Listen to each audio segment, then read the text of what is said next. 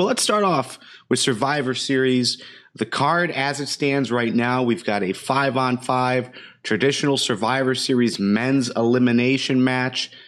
Team Raw versus Team SmackDown. Raw being represented by Jericho, Owens, Strowman, Reigns, and Rollins.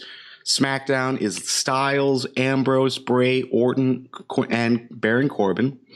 We've got a 5-on-5 traditional Survivor Series women's elimination match. Team Raw is represented by Charlotte, Nia Jax, Sasha Banks, Bayley, and Alicia Fox. SmackDown is Nikki Bella, Alexa Bliss, Becky Lynch, Naomi, and Carmella. And we also have a 10-on-10 traditional Survivor Series tag team elimination match. I think this is the first time we've had this. I don't recall. But Team Raw is New Day, Gallows and Anderson, Sheamus and Cesaro, Enzo and Cass, and the Golden Truth versus Heath Slater and Rhino, the Hype Bros, American Alpha, the Usos, and a team yet to be named. Possibly being named tonight. Correction. Yes. The Shining Stars stole the spot from Golden Truth on Raw. Oh. Thank you. Let's update that. And Nick, you're also watching SmackDown Live right now, currently, right? Mm-hmm. Okay. So if any updates to that match happen, we'll talk about that as well. There's an Intercontinental Championship match between SmackDown's Dolph Ziggler and Raw's Sami Zayn. Brock Lesnar versus Goldberg is potentially and most likely the main event. And then also a lot of rumors right now about the Undertaker's involvement. Supposedly he will be on SmackDown either this or next week. So yeah, should be interesting. So outside, just looking at the general card right now, what match has you most excited? Probably at this current moment, Ziggler versus Zayn. I really don't feel one way or the other about how or where the IC championship should end up. But Ziggler and Zayn, if nothing else, are going to put on a great match. I'm having a little bit of trouble getting invested in the Survivor Series matches themselves. Some of the inner conflict going on with the teams is interesting, but it's mostly a continuation of feuds that have gone on for months. So I don't know. Until we start seeing some interaction there, I don't know. The hype's just not there for me yet.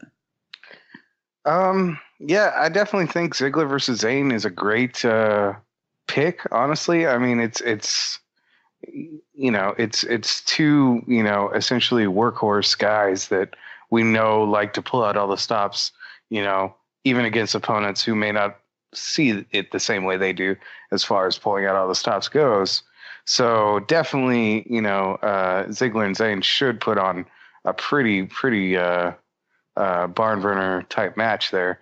I'm actually getting pretty excited for the men's singles elimination 5-on-5 match, just because for at least how we have the roster structured right now, like it's pretty much like Raw's main event more or less against SmackDown's main event more or less. Oh, and Baron Corbin.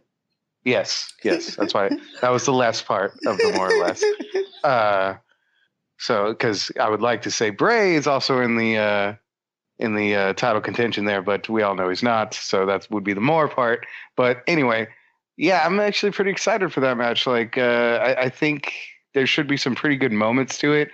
I'm sure a lot of kind of what Nick was alluding to storylines that are strictly adhered to either of their brands are probably going to play out as well. We will probably see dissension amongst at least one team, if not, and more probably both.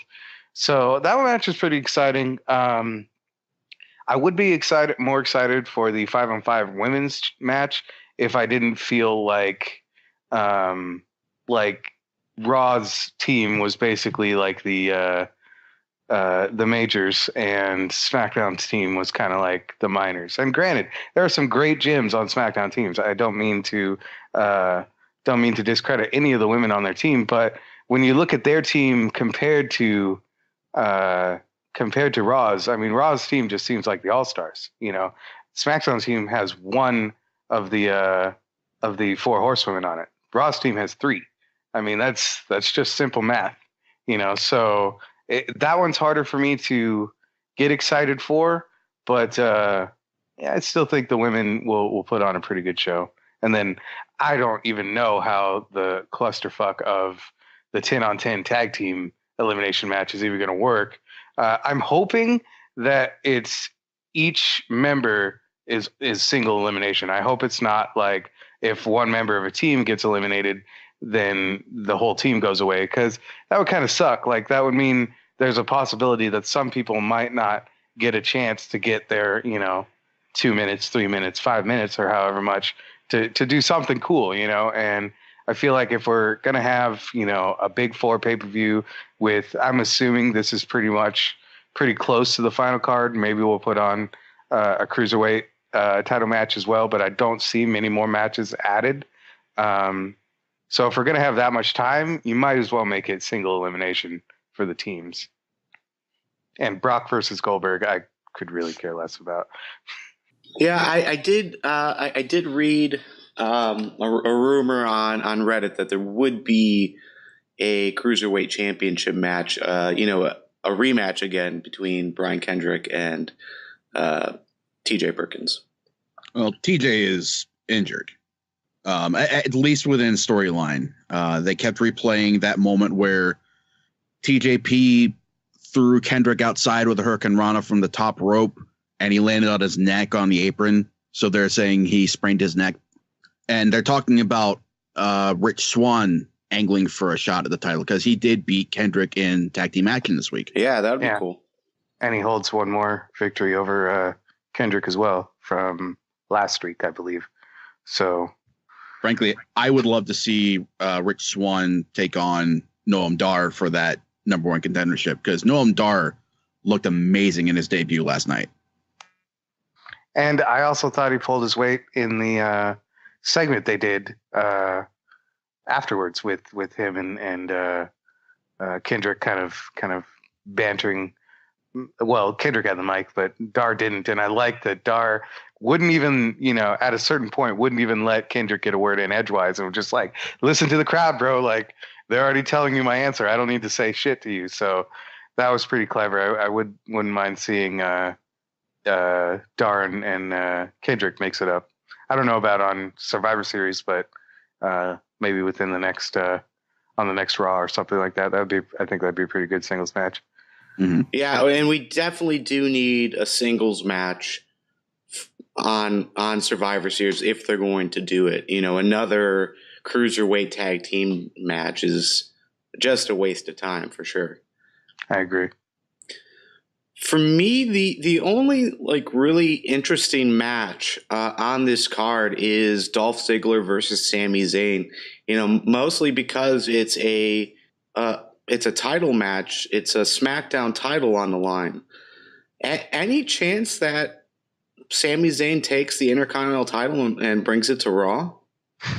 I mean, in storyline, I would say no, but just taking that aside and knowing how WWE tends to like making their decisions, I believe, by just throwing a dart on the wall and seeing where it lands.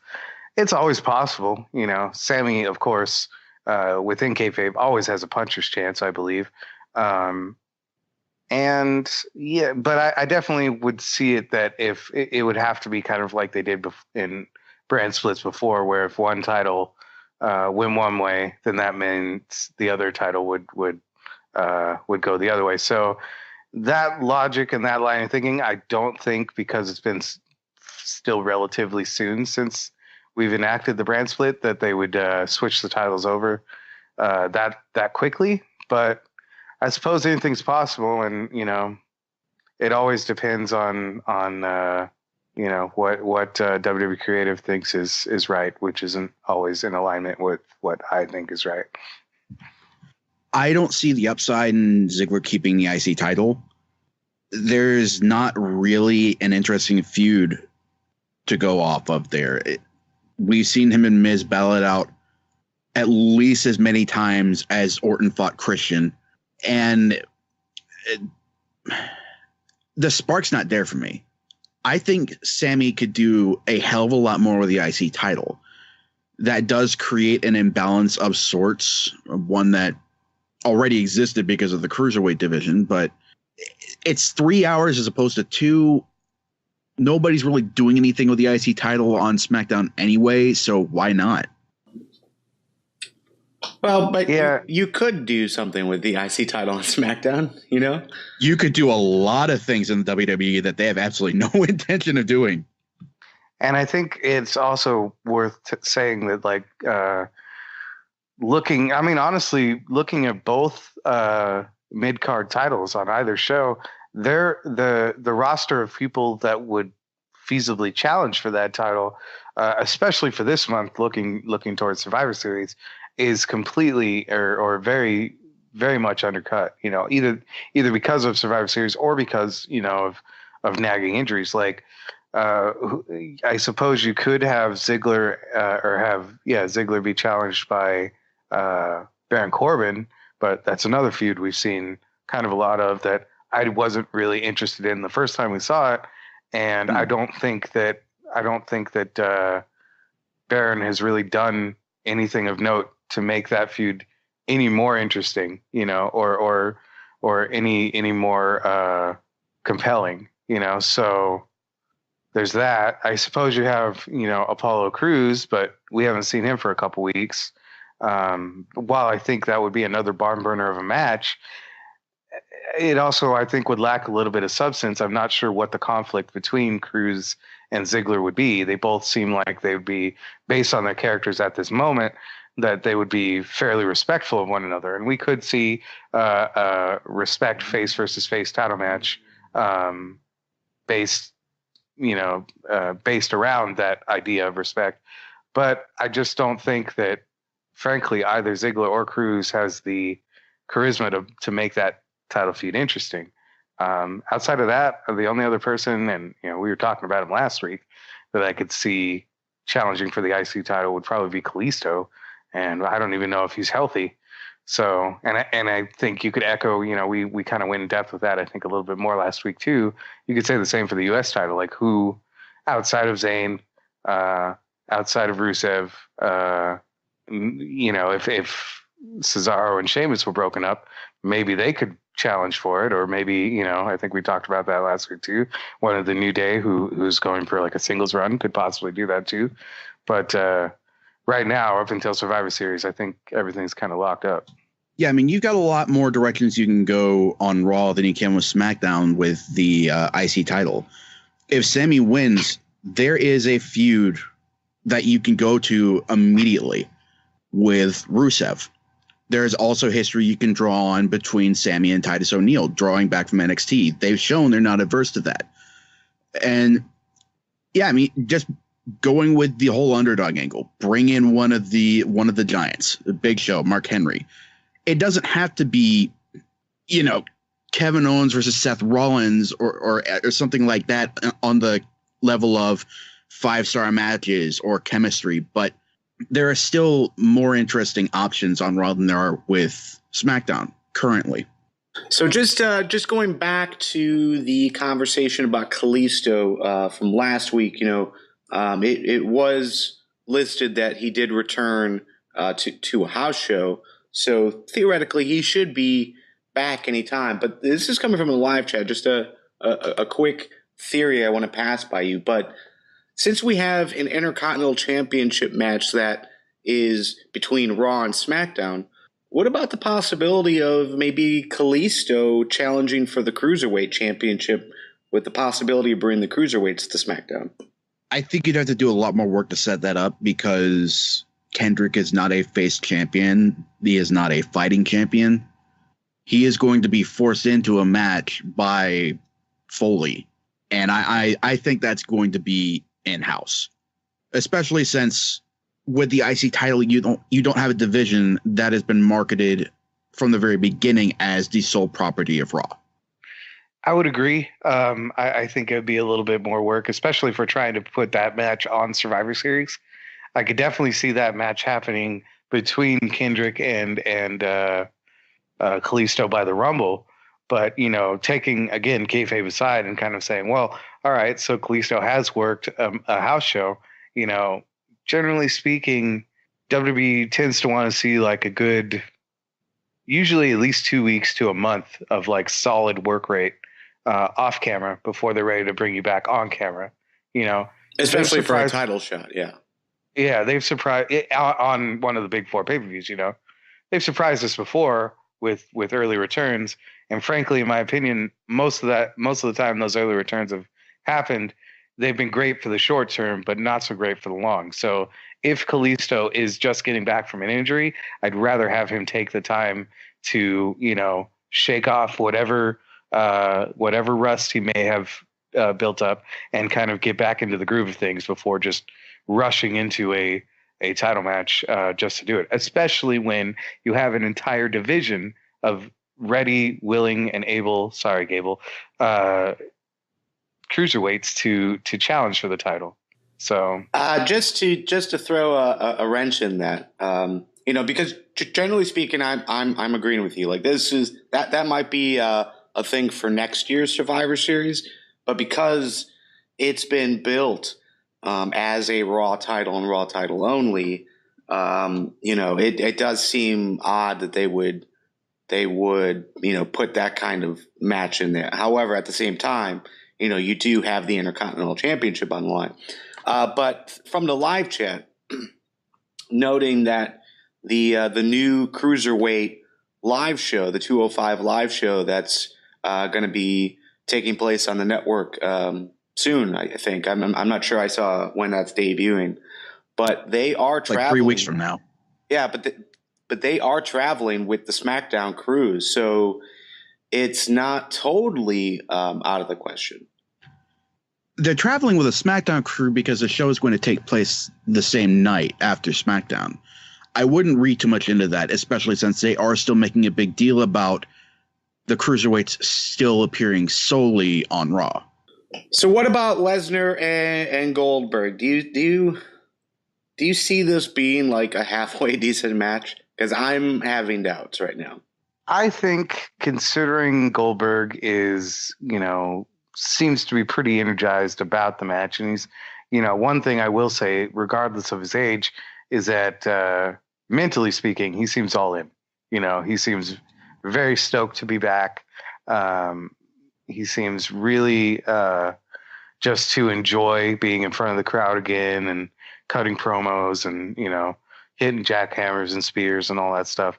So, I mean, I think I know it's a very low bar to overcome, but I do think that this match will, as I said before, will be better than their first meeting. That all said, this being like kind of a big, you know, sort of part-timer versus part-timer match, a la like, you know, pretty much any other Lesnar match, or just, you know, or Cena versus Rock or something like that. Like, it definitely seems to leave a bit to be desired for me. You know, I'm not expecting anything world shaking. I frankly, you know, I enjoy the concept of Suplex City, but knowing, I know he's older now, but knowing what Brock was capable of in his first run as in the WWE, I would like to see him mix it up a little more. I liked when he and Roman wrestled in at WrestleMania, and he actually did several different suplex variations. That, you know, was enough of a step in the right direction, and I thought that's how they were going to continue, because at that point I was already starting to get a little bored of just German suplex after German suplex after German suplex. Like, again, I know Brock is capable of a way more diverse moveset, and I'm not asking him to do another shooting star, but, you know, just show off some of your actual technical wrestling expertise. You know, I would like to see that, especially I think against an opponent like Goldberg, who, you know, is someone he would have some difficulty outpowering. So if Brock can show a more technical acumen in this match and show a little bit more range than just, I'm going to suplex the fuck out of the person that's in front of me, then I might be more intrigued by this match. But I don't have high hopes for that to happen. And again, I don't see the biggest interest to this match, or any Brock Lesnar match, is the potential that he could be beaten. at this point. He's gone on so long being at the top that you eventually have to start building and preparing for someone to beat him and take that momentum away. It's part of what happened with the streak. Like, that thing got so big and so, just bigger than they ever expected it to be, that they really had no idea what to do with it at a certain point, other than either continue it or who could we end it against. And when they did end it, they didn't make any sort of attempt to build up to that it really could be beaten.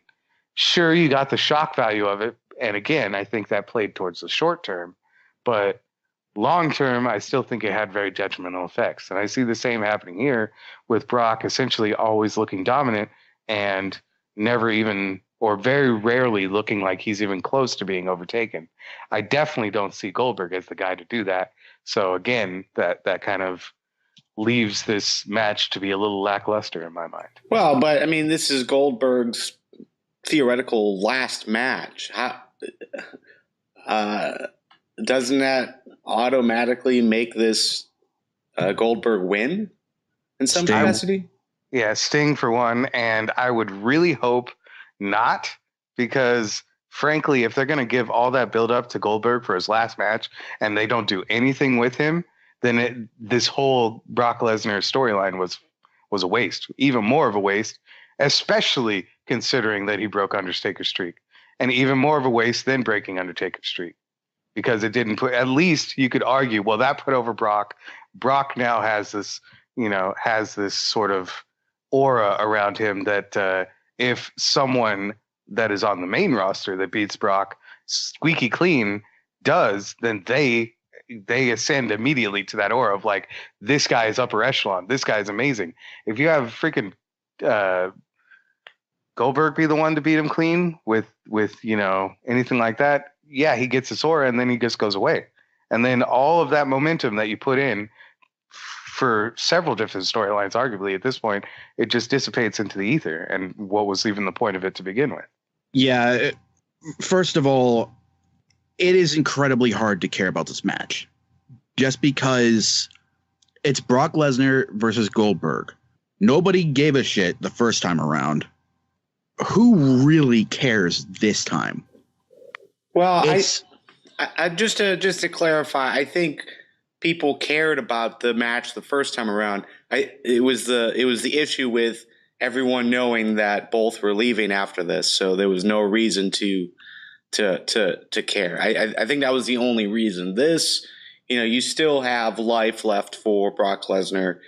Goldberg does say this is his last match, but who knows? It might continue in some fashion. I applaud the fact that Goldberg seems to be really invested here. It's more than I would have expected from him. Even so, the dude will be 50 in a month and a half.